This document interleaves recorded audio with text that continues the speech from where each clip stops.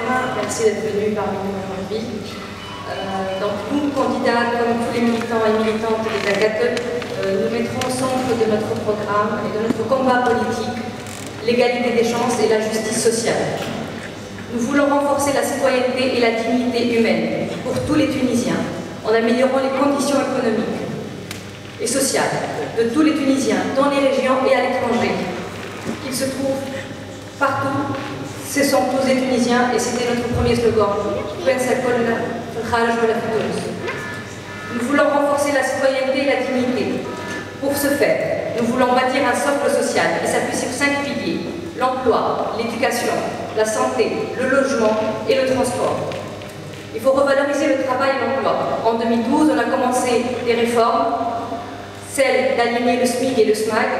Nous continuerons à élever le SMIC pour assurer un salaire minimum décent, réduire l'emploi précaire et augmenter un pouvoir d'achat des travailleurs modestes, encore au sein de ce même ministère qu'on a pu avoir en 2012, le ministère des Affaires sociales, qui a pu travailler et faire des réformes et valider un des points de son programme de 2011.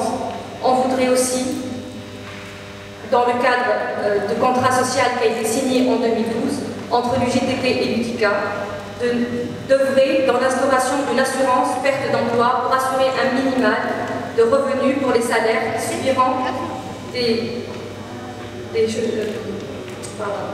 donc un licenciement abusif économique. Nous voulons un emploi plus qualifié, des travailleurs bien formés, et pour cela, nous devrons réformer l'éducation et la formation professionnelle.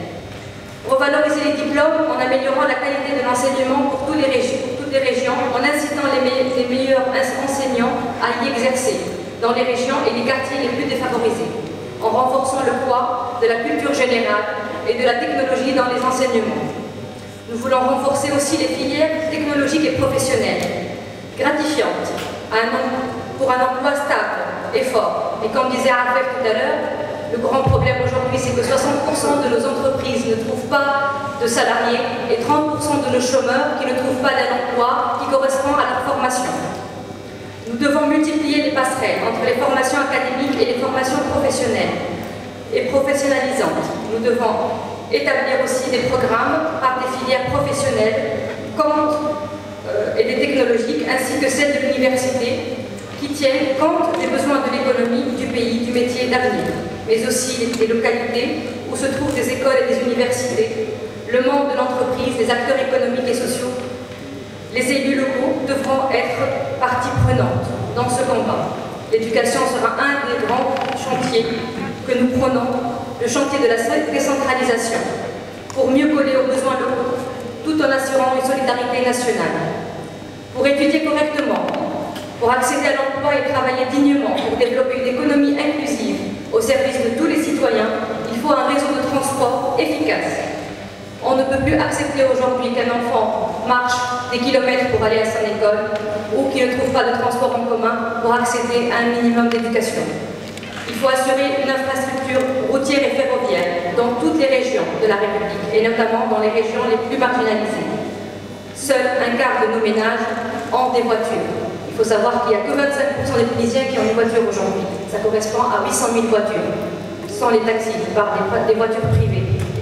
Toute la partie qui reste à le transport en commun qui ne sont pas adaptés à leurs besoins. C'est pour cela que nous développerons des services publics de qualité dans les villes et les régions, plus facilement pour leur lieu de travail, pour qu'ils puissent s'y rendre avec leurs parents éloignés. Pour étudier correctement, pour pouvoir chercher efficacement un emploi, pour travailler et élever ses enfants et vivre, il faut promouvoir et disposer un logement digne. Nous lancerons un grand programme de logement social en concertation et en concernant tous nos efforts sur les familles les plus modestes. Et pour cela, nous souhaiterons construire 30 000 logements sociaux d'ici 2019. Enfin, il n'est pas pire injustice que d'être atteint par le sort de tomber malade. Nous instaurons aussi la santé pour tous, avec la CNAM, la Caisse sociale d'assurance maladie, pour tous et pour tous les malades. Et pour une Tunisie juste et prospère, il nous faut juste ne pas oublier nos enfants handicapés pour qui on a besoin de plus de responsabilité, d'attention et de prise en charge. Et pour cela aussi, on a envie d'augmenter de 1% à 3% le nombre d'employabilité pour les personnes handicapées dans nos institutions. Être atteint, c'est pour ça qu'on a vu que la CNAM englobe la majorité des Tunisiens. Aujourd'hui, il reste entre 700 et 800 000 familles qui ne sont pas affiliées à la CNAM. Pour une Tunisie juste et prospère, et je le redis, pour qu'on n'ait plus un sixième des Tunisiens sans santé. ما يعيشوش في الخصاصة